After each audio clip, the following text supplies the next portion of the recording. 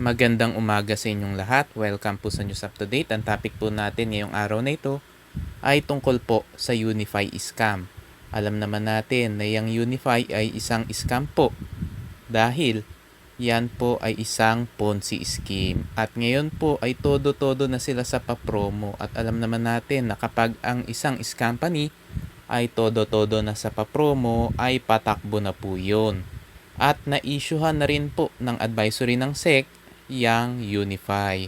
Ang nagpapakilalang CEO ng Unify ay si Raymond Sombrero at marami na ngang mga pa-promo ngayon. Merong anniversary promo at meron ding birthday promo. At alam naman natin kapag ang isang company ay puro mga pa-promo na at may mga delay na po sa payout ay siguradong patakbo na po yun.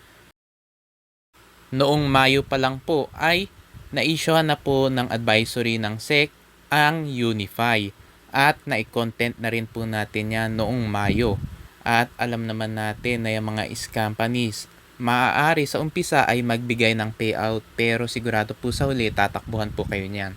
Katulad po ngayon ng Unify na wala na pong payout, may delay na po sa payout dahil todo-todo na sila sa mga pa-promo. Alam naman natin na yung mga companies kapag may mga pa-promo na. Katulad po na nangyari sa farm to market nung nagkaroon na ng mga pa-promo, nagkaroon na ng delay sa payout. Ngayon po, tumakbo na po ang CEO nila.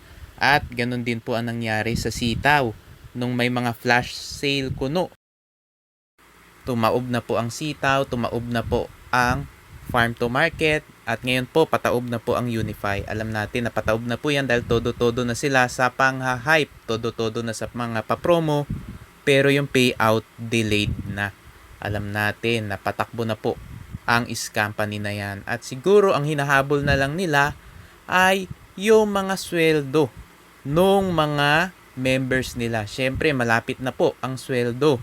Baka yun na lang hinahabol nila at kapag may mga nag-pay-in pa dahil sumweldo ay patakbo na yang Unify scam. At alam natin mga kababayan dahil ngayon po ay malapit na po ang December at September na po next month. Alam natin na lalo pa pong darami ang mga companies dahil ang habol nila ay yung mga 13th month bonus ng mga empleyado. Kaya mga kababayan, mag-ingat po kayo sa mga companies dahil hindi po kayo kikita dyan dahil tatakbuhan po kayo niyan sa huli. Mari po sa umpisa ay makakuha kayo ng payout pero sigurado po tatakbuhan po kayo niyan sa huli. Ano-ano ba yung mga ginagamit na pang-hype ng Unify?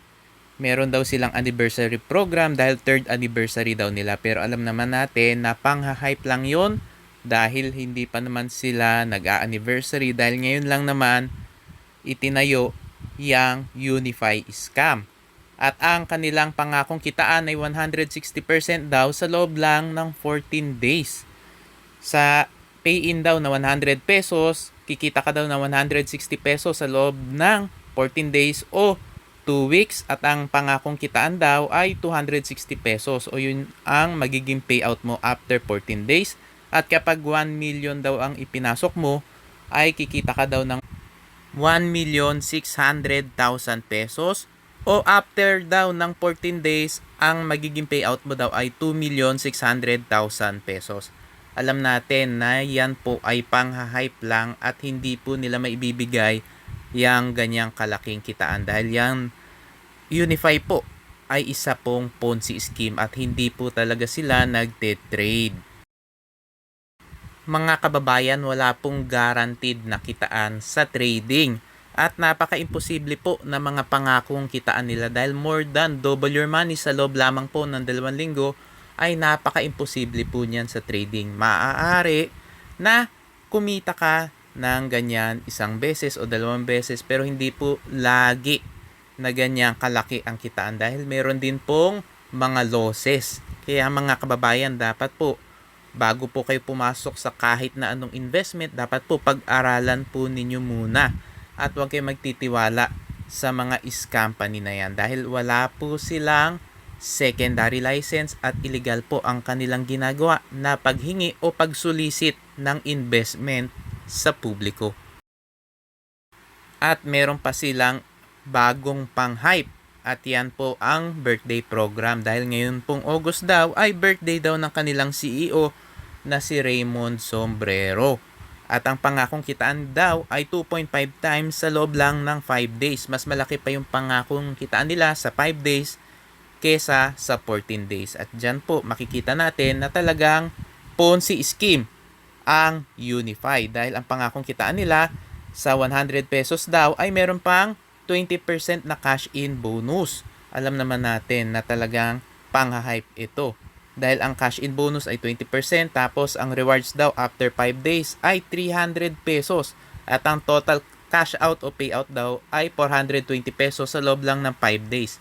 Diyan pa lang po mga kababayan, makikita nyo na too good to be true at napaka-imposible po na maibigay nila ang ganyang kalaking kitaan.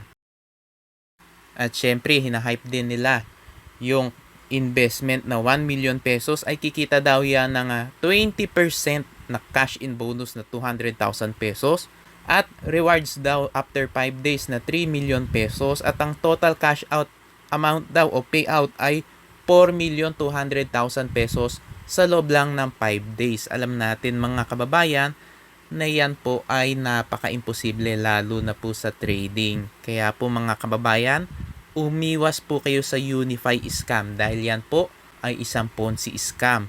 Hinahype lang kayo at yan po ay patakbo na. Wala na rin pong payout. May mga problema na po sa payout dahil napaka-imposible yung mga pangakong kitaan nila kaya hindi na nila maibigay yung pangako nilang payout. Lalo na po dito sa birthday program sigurado pong patakbo na po yung mga pasimuno ng Unify scam. Kaya mga kababayan, iwasan na po ninyo ang scam company na yan.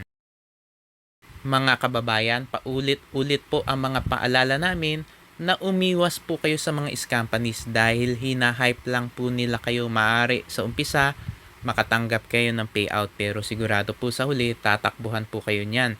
Lalo na po kapag meron na po mga pa-promo, mga parapol, umiwas na po kayo. At kapag na-issue na po sila ng SEC advisory, order of revocation o cease and desist order, lalo na po na dapat kayong umiwas sa kumpanya na yon. At mga kababayan, huwag kayo basta-basta sasali sa kahit na anong investment. Dapat po i-check nyo lahat na legalities. Dapat kumpleto po. At dapat meron pong secondary license. At dapat po i-check po ninyo sa Securities and Exchange Commission dahil may mga kumpanya po na namimeke ng dokumento. At mag-ingat din po kayo sa mga nagkalat na mga impersonation scams.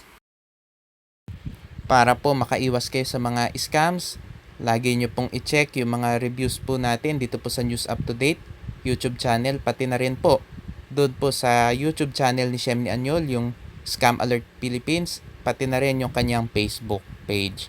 At pwede nyo rin pong i-check ang website ng SEC dahil naglalabas po sila ng mga advisories. At kung meron pong mga nag-aalok sa inyo na investments, dapat po i-verify po ninyo muna sa SEC kung yung kumpanya ba na nag-aalok sa inyo na investment ay may secondary license. Mga kababayan, maraming salamat po sa inyong patuloy na pagsuporta sa aking channel. God bless po.